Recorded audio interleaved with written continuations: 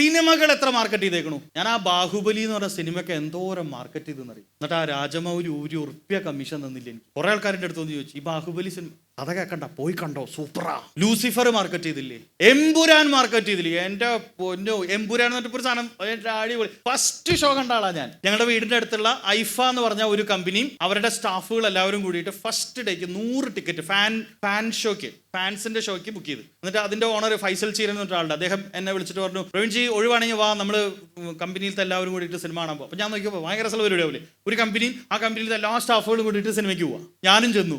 അടിപൊളി പടം Empuraan. News കാണണവരെ, news കണ്ടതിന് ശേഷം എനിക്ക് മനസ്സിലായി അതിൽ ഇത്രയും പ്രശ്നങ്ങളുണ്ട്. ചെറിയൊരു അഭിപ്രായ വ്യത്യാസം ഉണ്ടായിരുന്നു. ഞാൻ മറ്റേ ആ നെടുമ്പള്ളിയുടെ ഫാനായിരുന്നു, സ്റ്റീഫൻ നെടുമ്പള്ളിയുടെ.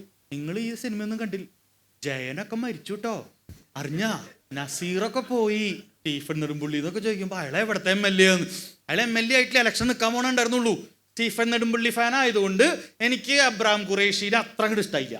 കാരണം എനിക്കിഷ്ടം സ്റ്റീഫൻ നെടുമ്പള്ളി മുണ്ടൊക്കെ മടക്കി കുത്തി വന്ന് നിന്റെ ഫാദർ അല്ല എൻ്റെ ഫാദർ, നിന്റെ അങ്കിളല്ല എൻ്റെ അങ്കിൾ, അങ്ങനെയൊക്കെ പറയണ ആ സാധനമായിരുന്നു എനിക്കിഷ്ടം. പക്ഷെ അത് പ്രതീക്ഷിച്ച് ഞാൻ ചെന്നിരുന്നപ്പോൾ ചെറിയൊരു നീരസം ഉണ്ടായിന്ന് ഒഴിച്ചാൽ ആ പടത്തിൽ ഇത്രയും പ്രശ്നങ്ങളും ഇത് കട്ട് ചെയ്യേണ്ടതാണെന്നും സെൻസർ ചെയ്യേണ്ടതാണെന്നും ഇത് മറ്റുള്ളവരെ വ്രണപ്പെടുത്തുന്നതാണെന്നും സത്യം പറഞ്ഞു എനിക്കറിയുന്നില്ല.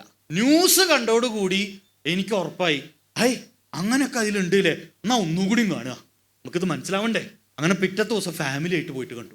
അപ്പം ഞാൻ വൈഫിനോട് പറഞ്ഞു, ഇതാടി ന്യൂസിൽ പറഞ്ഞ സീൻ.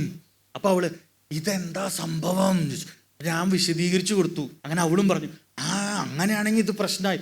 അപ്പതേ 2 ദിവസം കൂടി കഴിഞ്ഞപ്പോൾ കേൾക്കണം അതിലെ ചില ഭാഗങ്ങൾ മുറിച്ചു കളഞ്ഞു. ഇപ്പൊ ഇത് വീണ്ടും കാണണ്ട ജാബർക്ക, ഒരു പ്രാവശ്യം കൂടി പോയി കണ്ടു. അപ്പൊ ആരാ ജയിച്ചേ?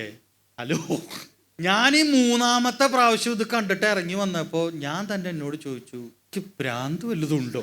ആ സിനിമാക്കാരനും അതിന്റെ ആൾക്കാരൊക്കെ വിജയിച്ചു. ഞാൻ എൻ്റെ ജീവിതത്തിൽ ഒരു പടം ഒരാഴ്ചയിൽ 3 പ്രാവശ്യം കണ്ടത് ഈ പടാ. അതും എനിക്ക് ആ സീനുകളൊക്കെ കാണാപ്പാട് അറിയുകയും ചെയ്യാം. ഒന്ന് ആലോചിച്ച് നോക്കിയേ. This is called strategy.